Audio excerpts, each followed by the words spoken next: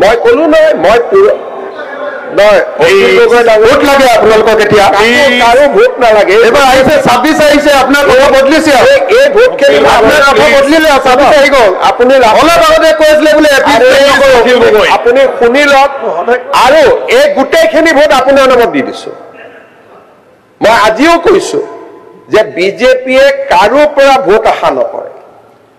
আপুনি যে কংগ্ৰেছৰ মন্ত্ৰীটো আপুনিও আছিলে আছিলো আটাইতকৈ শক্তিশালী মন্ত্ৰী এজন আছিলে আছিলো আপোনাৰ দিনত মানুহ মৰিছিলে আছিলো এতিয়া আপুনি তাৰমানে আপোনালোকে ইনডাইৰেক্টলি শক্তিশালী বুলি মই এটা কথা বুজি নাপাওঁ কংগ্ৰেছৰ সদস্যসকলে অখিল গগৈ ভাল কৰিব যায় নে বেয়া কৰিব যায় মোক শক্তিশালী বুলি কৈ তৰুণ গগৈক দুৰ্বলী কৰি দিয়ে আপোনালোকে আজি মোৰ মন্ত্ৰীসভাত কোনোবা শক্তিশালী মন্ত্ৰী আছে নেকি যেতিয়া আপোনালোকে কয় এৱে চলাইছিল এৱে কৰিছিল তৰুণ গগৈৰ ব্যক্তিত্বক আপোনালোকে বাৰে বাৰে কিয় অপমান কৰে মৃত মানুহ এজনক নাপায় নহয় তেনেকুৱা কৰিব ভালকে দেখি আপোনালোকে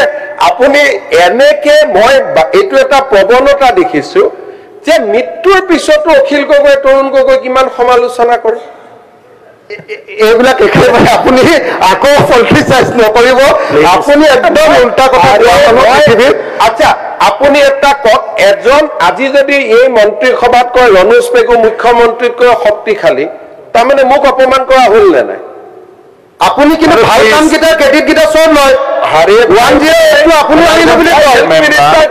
প্লিজ আপুনি 108 টো আপুনি আনিলো বুলি কয় কেন্দ্ৰীয় চৰকাৰৰ বস্তু আছিলে ৰিপ্লাইটো খুলি লওক আপোনাৰ ৰেকৰ্ড ৰিপ্লাইটো খুলি লওক এনএছএনটো আপোনাৰ লগত মই টু মেমে কৰিব খোজা নাই কিন্তু ৰেকৰ্ডত কৈছো 108 সম্পূৰ্ণ ষ্টেট গভৰ্ণমেণ্টৰ স্কিম আছিলে যেতিয়া আমি আনিছিলো ৰেকৰ্ডত কৈছো কালি মোৰ ওপৰত প্ৰিভিলেজ মোচন লৈ আহক যদি মই ভুল কৈছো গতিকে আপুনি যিখিনি আপোনাৰ মই দেখিছো যে বয়স যিমানে হৈ গৈছে আপুনি সৰু ল'ৰা টাইপ হৈ গৈছে আপুনি এটা মনত কেতিয়া ভাবিছন 126 জনৰ কোনেও এনেকে উঠা পুঠা নকৰে আপুনি কৰি থাকে আৰু সাধাৰণ দুই এজন মানে ভাবে যে আপুনি বহুত এক্টিভ এমএলএ কিন্তু আচলতে যে আপোনাৰ একোৱে নাই ইউ হ্যাভ নাথিং আপুনি যদি ইন্টেলেকচুয়ালি চাব যে একো যায় আপুনি খালি ভুল তথ্যবিলাক দি থাকে ইটো হিটো এতিয়া কৈ দিলে এনএক্সএম সেন্ট্রাল গভৰ্নমেন্টৰ হৰি 108 was a state government scheme give credit to Tarun Gogoi তো আপুনি টেটৰ শিক্ষক ইটো was a state government আপুনি মনত কৰকচোন টেটত যেতিয়া শিক্ষক নিযুক্তি হৈছিল আপুনি লৰাবিলাকক কি কৈছিল এই তত 9 মাহৰ চাকৰি সব শেষ হৈ যাব কৈছিল নে নাই কওকচোন আপুনি যিমান এতিয়া হে কন্টেক্সুয়াল হিচাপে এতিয়া কন্টেক্সুয়াল হৈ আছে আপুনি কৰিব পৰা নাই এটো আপোনাৰ দিনত স্কুল কমিছে স্কুল বহা নাই চৰকাৰী স্কুল আপোনাৰ ঘৰত প্ৰাইভেট স্কুল হৈ গৈছে আপোনাৰ ঘৰৰ মানুহে প্ৰাইভেট স্কুল খুলিছে প্লিজ যেতিয়া কোনে একো কৰিব নোৱাৰে যেতিয়া এজন মতা মানুহ খুব দুৰ্বল হয় তেতিয়া তেওঁ মাইকী মানুহক আক্ৰমণ কৰিব আৰম্ভ কৰে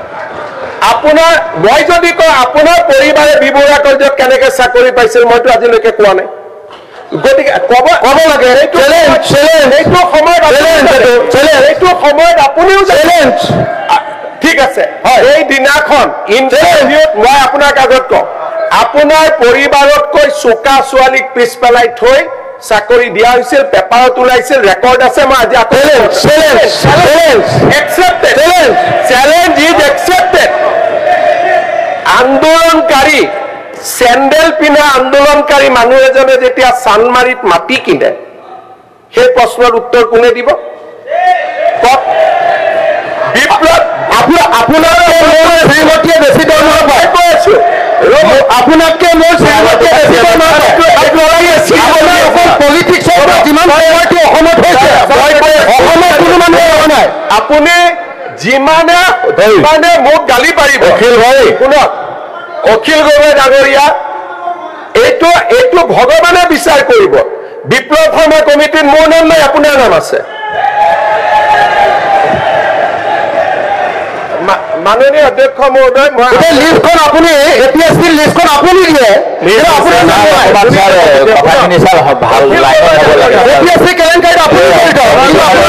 সম্পূৰ্ণ যিমানটা ডিফামেশন কেছ হৈছে আপুনি কোৰ্টত গৈ মোৰ পলুকা মাৰিছে এইটো পেপাৰে লিখা কথা মই লিখা কথা নহয় বুলি মই আপোনাৰ ওপৰত যিমানটা ডিফামেশন কেছ দিছো আপুনি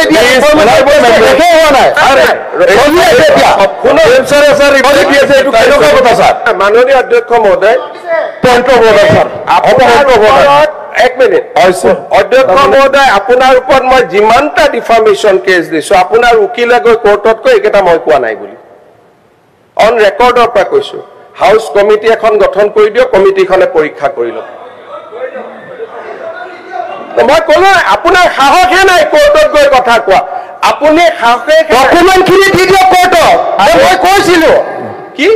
ডকুমেণ্টখিনি কোৰ্টত দি দিয়ক মই কোৰ্টত মই কি ক'ব আপুনি ইয়াত আলোচনাই কৰিব নোৱাৰে আপুনি লেজিসলেটৰ মাননীয় অধ্যক্ষ মহোদয় যোৱাকালি মই এটা কথা কৈছো হাউসখনক আপুনি যদি পৰিচালনা কৰিব লাগে এই এজন মানুহৰ লগত যদি মই এনেকে কথা পাতি থাকিব লাগে বাকি হাউসৰ কি অধিকাৰ নাই নেকি বাকি মেম্বাৰ্ছৰ অধিকাৰ নাই নেকি ইমান নিজকিয় ডিগ্ৰেড কৰে এটাটো লেভেলত থাকক মুখ্যমন্ত্ৰী এজনে কথা কলে মইতো আৰু আপুনি পাতি দিয়া না অসমৰ মানুহে মুখ্যমন্ত্ৰী পাতিছে আজিও আপুনি যিমান শিৱসাগৰ জিকে জালুকবাৰীত মই তাতকৈ বহুত হাজাৰ ভোটত জিকি আহোঁ গতিকে এটা মানুহৰটো ৰেসপেক্ট এটা সৌজন্য এটা মিনিমাম বয়স বাঢ়িছে ইউ আৰ বিকামিং ফাদাৰ এটাটো নিজৰ ল'ৰা ছোৱালীও চাই নাথাকে জানো আপোনাক এটা নিজক বচাওকচোন you have been given enough time এনেকুৱা নকৰিব অসমৰ মৰ্যাদা এটা আছে ল'ৰা ছোৱালী আপোনাৰ পৰিবাৰ ঘৰত গৈ আপোনাকে কয় নহয় যে এইবোৰ কিয় কৰা বুলি নকৰিব ভাই মই আপোনাক ৰিকুৱেষ্ট কৰিছো you take half an hour time extra যি মনত আছে মোৰ পৰা আপোনাক মোৰ লগত আপোনাৰ লগত মোৰ কোনো যুঁজ নাই কোনো স্বাৰ্থ নাই ইউ টেক 1 আৱাৰ ফ্ৰম মি আমি শুনি থাকিম আপুনি যি ক'ব খোজে জুনে কথা ক কালি জয়ন্ত মল্ল বৰুৱাই কথা কৈছে পিএইচসি তেওঁ পিএইচসি ডিপাৰ্টমেণ্টটো তেওঁ জন্মস্বত্বে লৈ আহিছে নেকি আজি মন্ত্ৰী আছে পিএইচসিৰ কালি নাই সেইটো গালি তেওঁ কিয় খাব গোটেইটো অসমীয়া ইঞ্জিনিয়াৰ বিলাকে কাম কৰে পিএইচসি ডিপাৰ্টমেণ্টত তাৰ মাজত 10 জন ভাল ইঞ্জিনিয়াৰ আছে গুনে টকা পইচা নাখায় তো এনেকে জেনাৰেলাইজ কৰি কৈ থাকিলে সকলোৰে মন বিলাক ভাঙি যায় নহয়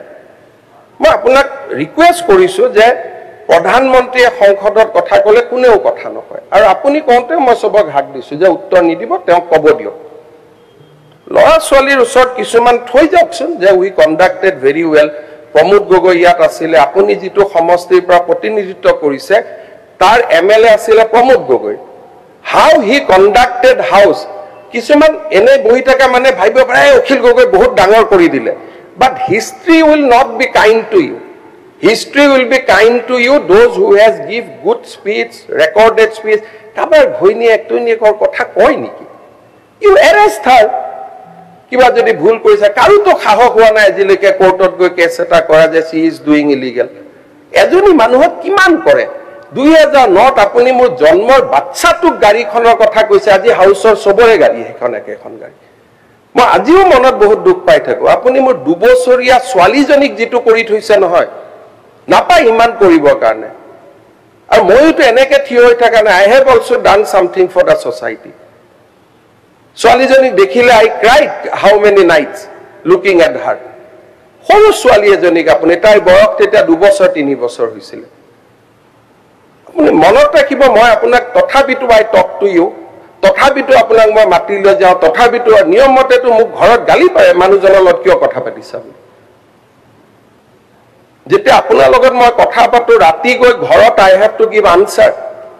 যে why I am talking to you আজি কাৰ গাড়ী নাই যিখন গাড়ীৰ কাৰণে আপুনি মোক ছোৱালীজনীক ধৰিছিলে আজি জয়ন্ত বৰুৱাৰ পৰা সৰু সাংবাদিক এজনলৈকে সৰু বিধায়কে কোনে সেইখন গাড়ীত নুঘূৰে মোক কওক আজি আপোনাৰ গাড়ীখনৰ কোৱালিটি লক আৰু সেই সময়ত মই চলোৱা গাড়ীখন মিলাই চাওক মই নকওঁ মই নিজে আজি নিজক অলপ বুজি লওকচোন যে হোৱাট আই এম এটা কৈছে লিষ্টখন বিপ্লৱ শৰ্মাক মই দিলো তাৰমানে বিসম্বাদী কংগ্ৰেছ বিধায়ক এজনে লিষ্ট দিব পাৰে নেকি তেতিয়া মই বিসম্বাদ কৰি থকা মানুহ এটা মোৰ সিকিউৰিটি উঠাই লৈ গৈছে মোৰ ভাইটিক ট্ৰান্সফাৰ কৰিছে সেইজন মানুহে গৈ লিষ্ট দিব পাৰে এই do not go to a certain level. কোনোবাই আপোনাক ভোট দিয়ে দিব, কিন্তু যিসকলে আপোনাক জিকাই তেওঁলোকক মই এদিন মাতি আনি দেখুৱাব খোজো যে আপুনি কি লেভেলৰ বিধায়ক, বাকী সকলে কিমান ইন্টেলেকচুৱেলি কথা কয়। নকৰিব, ভাল নালাগে।